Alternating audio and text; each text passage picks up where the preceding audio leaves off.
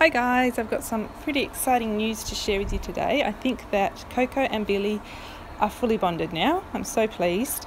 I've had them in this I've opened both the pens today and had them in this one shared pen for quite a few hours now, and they've been really good. Billy was desperate to get in with Coco and they were grooming between the bars and things, so I thought, well, I'll let them in and see how they go again, even though I was a bit concerned about Billy's humping. But they seem to have gone really well. Billy's calmed right down on his humping, which is fantastic. I realised he was doing it because he wanted Coco to groom him as well. Like, he was grooming her, but he wanted mutual grooming and she just wasn't up to that.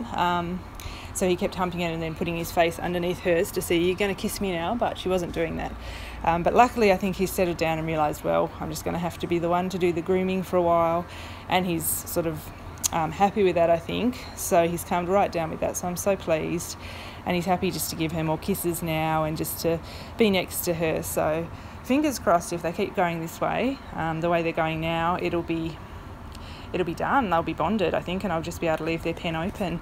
I'll give them I'll give them their first night tonight together, and I'll check on them regularly and listen out for any scuffles and that sort of thing. But I feel pretty confident because they are really wanting to be with each other. There's no aggression there at all. There was only that little bit of humping dominance from Billy, and that settled down. So I feel really confident that they're going to be fine together, and this is the start of the new chapter for them, I think. So I'm just so happy and excited for them, and it's so nice to have two bonded pairs of bunnies now. I've got Lotus and BL, and now hopefully, if everything keeps going well, Billy and Coco. So yeah, so that's pretty exciting. There's been a lot of pooing and weeing marking going on, but that's just to be expected, and that's not an issue at all. It can easily be wiped up and the sheets can be washed and that sort of thing. That's just normal. So yeah, so I thought I'd share that with you, and we'll see how they go tonight, and I'll let you know in the morning how it's all gone, and if they're able to be considered as fully bonded and stay together now. So I'll let you know how it goes. Because I'm in the room now with the bunnies and piggies, Splinter's decided it's food time now, and she's letting off the food alarm, as I call it, and letting everyone know that they should be having greens, even though it's not really greens time. And once she starts, all the bunnies think, oh, it's time for food, so they get all excited. So now everyone thinks they're getting something to eat. So I might go and grab them some things out of the garden and come and feed them some fresh greens, I think, since Splinter started that. This is what I picked out of the garden. I have got some carrot tops and some silver beet, some parsley, some mint, and just some dandelion leaves. That we have plenty of dandelion weeds around in the garden, so I've just got them. I haven't got a heap. It's just a little treat. It won't fill them up today, but it's just a little treat for them. So as I said, there's not as much greens as they need to fill them up for today, but it's just a little treat for them. They love the greens out of the garden. They're so fresh and lovely. I've got a lot more growing, but they're still just little seedlings at the moment because spring's just started. So it makes it nice and easy to grow in spring because everything shoots up so quickly. With winter, it's a little bit slow growing, even though it still gets there eventually. But yeah, we'll have heaps of stuff to feed them soon out of the garden, but at the moment we're still having to do a little bit of supermarket shopping supplementing with this. So yeah, so there's a little bit of growth to go. Actually, I might show you what I've got growing in the garden in a minute, just so that you can see what we do have up and coming for the bunnies and the piggies' tummies, because I do try and grow as much as I can. We have a pretty big yard, and I think we may as well try and do that. It's really good for them because I've got a totally chemical, poison-free garden, and also it's better for our pocket because obviously it's cheaper than buying greens through the supermarket, which can be quite expensive. So yeah, so I'll show you in a minute what I've got growing in the garden and where I've got it growing and all that sort of thing. So I just thought you might like to see the bunnies and the piggies enjoying their green. So to start with, in the garden I have lettuce here, mixed lettuce. Any lettuce is fine apart from iceberg lettuce for bunnies and piggies. Over here we have some more lettuce, some rocket seedlings in these two tubs here. And then across the patio from that we have got some more rocket and also some parsley. This is flat leaf parsley, I think it's called. So I've got that in that big pot, and then yeah, the other two pots of rocket there. And this is our raised veggie pod. It's like a self-watering type system, and I've got some more parsley, silver beet, capsicum, basil, rocket, kale, and also next to this silver beet some carrots, which I use the tops for the bunnies and piggies. They love the carrot tops, especially when they're tender and fresh. So that's in the veggie pod.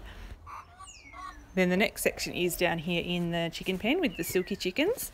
So I'll just head into their pen so I can show you what we've got. We've got a raised garden bed and also some pots around the edge of the chicken pen.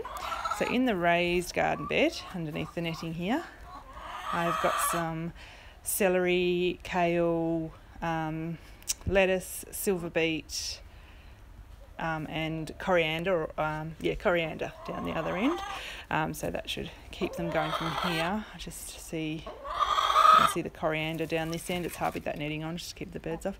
So that's the coriander growing there, still very little, but it'll get there quite quickly now. And in the pots around the chicken pen, we have got, along here is mostly just herbs to help keep the pests away from the chicken pen. And over here we've got some Asian greens, I think it's called mizuni. And then there's some tomato plants here which have the little cherry tomatoes on them when they get big. The rabbits can't have those, but the guinea pigs can have some tomatoes as a treat. And then just a little bit of mint there growing. And in the last tub in here we have some more Asian greens, some mizuni and some parsley in there as well. So I just grab whatever pots I can.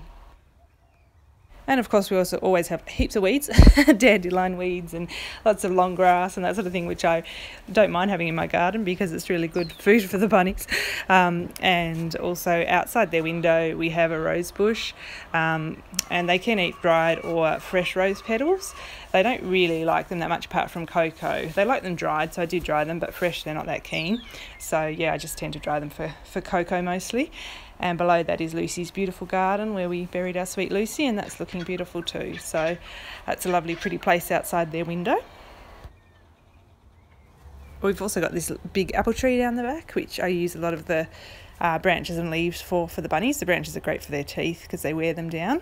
And just next to the apple tree here we've got a big patch of raspberries and blackberries, which we also eat, but the bunnies and piggies get a treat of those as well.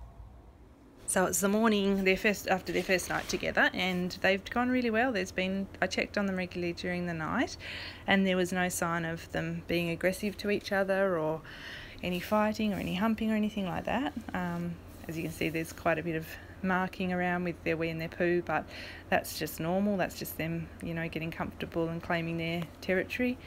And I won't clean the pen up too much. Poor Coco with her little legs. They take quite a while in the morning to warm up her little legs with their old muscles and her arthritis. But yeah, as I was saying, I leave the wheeze and poos around because I don't want to clear that too early. That makes them feel safe and secure if they've got that there. And I think a couple of days of mess is fine if it means that they, you know, can keep going forward with a happy relationship and being happy being in the same pen together. So I'm just so pleased for them. I think, you know, I can now say that they are fully bonded, and unless something happens out of the blue, I could be able to open this pen right up for them and set it up as a combined pen now. So yeah, so that's it. I think this is the start of their journey being a bonded pair. So I'm very, very happy for them, really excited. And yeah, thank you so much for watching. I hope you enjoyed the video, and I will see you on my next one. Bye.